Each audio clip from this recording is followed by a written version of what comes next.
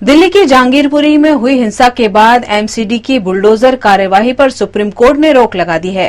Court ने यथास्थिति बनाए रखने का आदेश दिया है। दिल्ली के जहांगीरपुरी में चल रहे एमसीडी के बुलडोजर पर सुप्रीम कोर्ट ने आज ब्रेक लगा दी। सुप्रीम कोर्ट ने इलाके में यथास्थिति बनाए रखने का आदेश दिया है।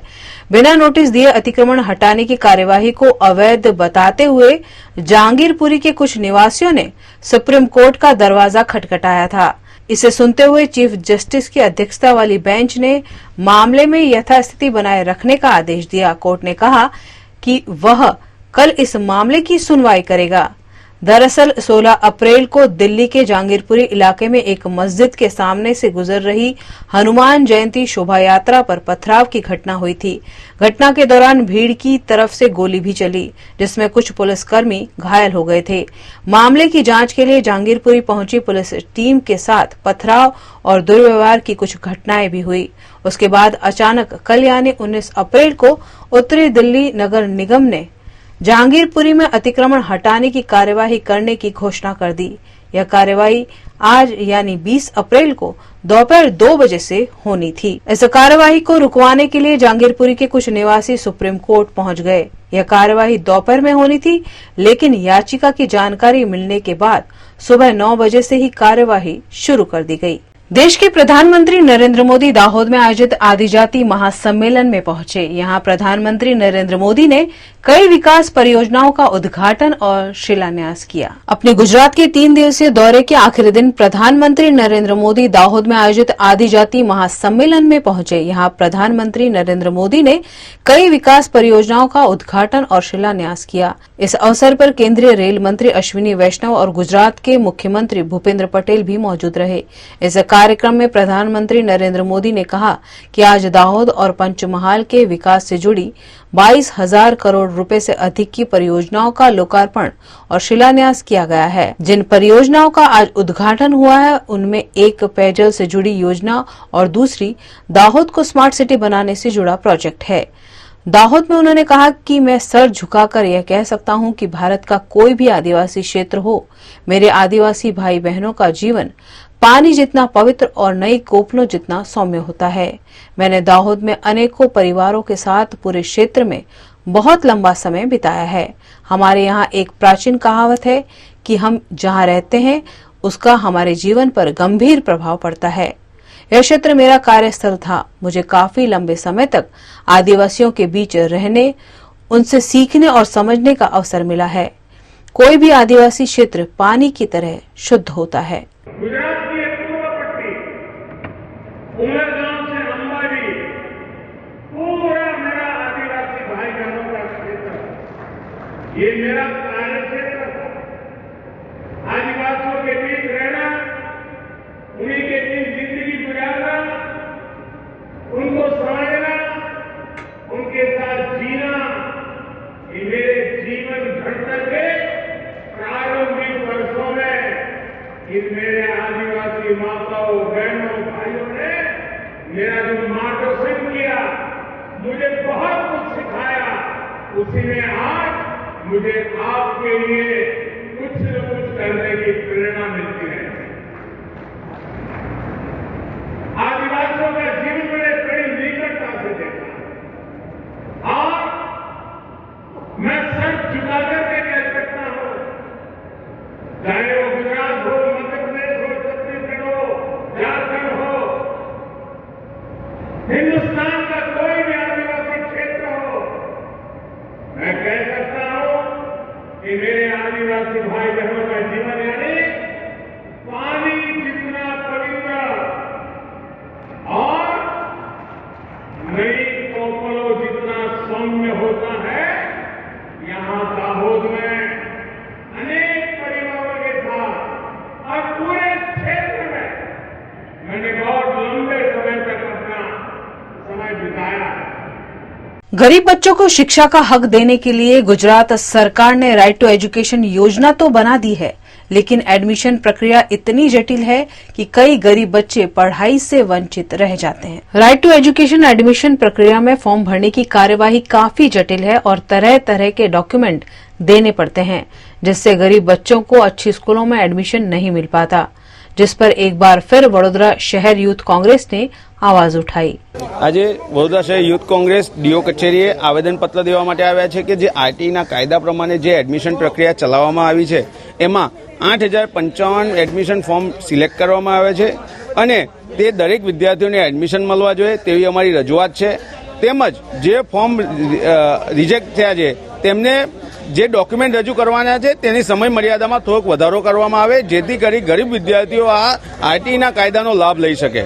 વડોદરા શહેરમાં અનેક સ્કૂલો એવી છે ભૂતકાળમાં કે જેને આરટીઈના કાયદાનો અમલ કર્યો નથી અને ગરીબ વિદ્યાર્થીઓને એડમિશનથી વંચિત રાખવામાં આવ્યા હતા।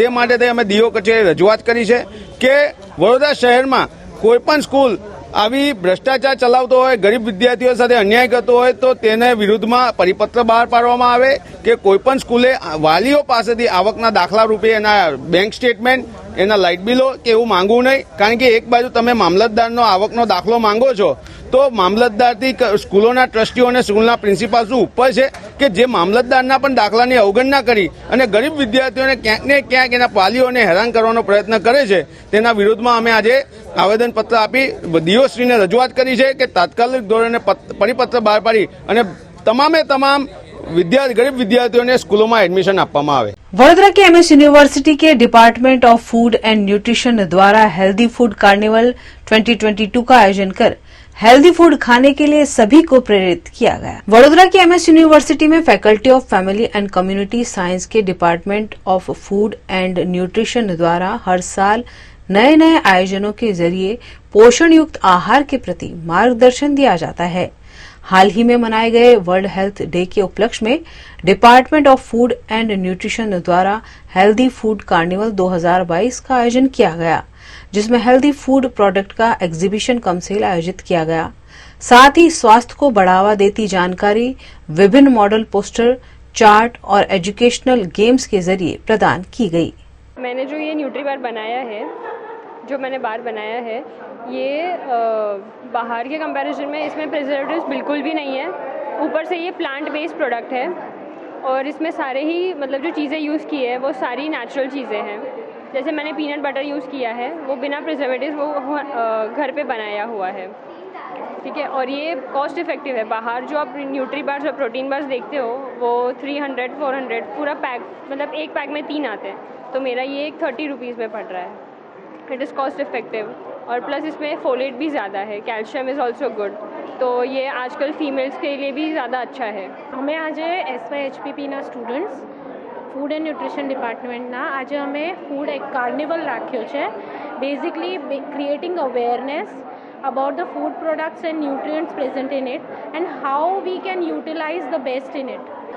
मैंने आज कैप्सिकम का स्प्रेड बनाया। हमने मार्केट में काफ़ी सारे जैम्स देखे हैं, जैसे वो जनरली फ्रूट से बनते हैं, बट मैंने वेजिटेबल से कुछ बनाना चाहती थी तो मैंने कैप्सिकम का स्प्रेड बनाया जिससे हमें विटामिन सी मिलते हैं, बहुत सारे एंटीऑक्सीडेंट्स होते हैं उसमें, और वो बेसिकली एंटी एजिंग प्रॉपर्टी भी उसकी काफ़ी ज़्यादा है। आज का हमारा एग्जीबिशन का मतलब मोटो यही था कि हमारे जो 3rd ईयर के स्टूडेंट्स हैं food science and quality control के और SY हाई पेमेंट प्रोग्राम के जो बच्चे हैं उन्होंने अब बहुत सारे प्रोडक्ट्स अपने एक कोर्स में, फूड प्रोडक्ट डेवलपमेंट वाले जो कोर्स था उसमें बनाए हैं इनोवेटिव प्रोडक्ट्स। इनोवेटिव का मतलब सभी प्रोडक्ट्स जो हैं उसमें कुछ ना कुछ इनोवेशन उन्होंने किया हुआ है, उसका पैकेजिंग किया हुआ है, उसकी शेल्फ लाइफ देखी है और उसको डिस्प्ले कर रहे हैं और सेल भी कर रहे हैं। तो and it is open for the public, let people come and see, let people come and purchase this innovative products. ये इनोवेटिव प्रोडक्ट्स का मतलब ये होता है कि उसमें हमने जैसे कि चिया सीड्स का यूज़ किया है, आंवला का यूज़ किया है, सत्तू पाउडर का यूज़ किया है। अब जो जैम भी बनाया है तो वो शुगर फ्री जैम बनाया है। फिर जो हमने जो कटलेट्स और वो जो बनाए हैं, बहुत सारे तरह तरह के क्रैकर्स बनाए। आजकल लेज़ वगैरह सब चिप्स बहुत खाते हैं, लेकिन हमारे ये जो इनोवेटिव प्रोडक्ट्स के इतने सारे क्रैकर प्रोडक्ट्स हमने बनाए हैं जिसमें हेल्थ है, रादर देन तले हुए नहीं होते हैं ये सारे, और जिसमें और जिसको जैसे कि अब भेल की तरह भी अगर भेल लगा के खा सकते हैं, जैसे जोवर के खाकरा है, जोवर खाकरा में अगर आप जस्ट वो भेल mix which is full of vegetables and corn and tomatoes and cucumber and वो सब डाल के खाओ तो it becomes a very healthy khakhra rather than having a pizza. So इस तरह का हमारा ये रहा है पूरे एग्जीबिशन में. नींबू के दाम इन दिनों आसमान छू रहे हैं. ऐसे में वडोदरा में टीम रिवॉल्यूशन द्वारा भाजपा कार्यालय के बाहर फ्री में नींबू वितरित करने का आयोजन किया गया था, जो भारी पुलिस बल के चलते खटाई में पड़ गया. नींबू इन दिनों सब्जियों और फलों से भी महंगे हैं. इसी वजह से नींबू इन दिनों टॉक ऑफ द नेशन बना हुआ है. इस बीच वडोदरा में नींबू के बढ़े हुए दाम का विरोध करने के लिए टीम रिवॉल्यूशन के स्वेजल व्यास की ओर से भाजपा समर्थकों को फ्री में नींबू बांटने का आयोजन किया गया था, लेकिन भाजपा कार्यालय के बाहर भारी पुलिस बल के चलते यह कार्यक्रम संभव नहीं हो पाया.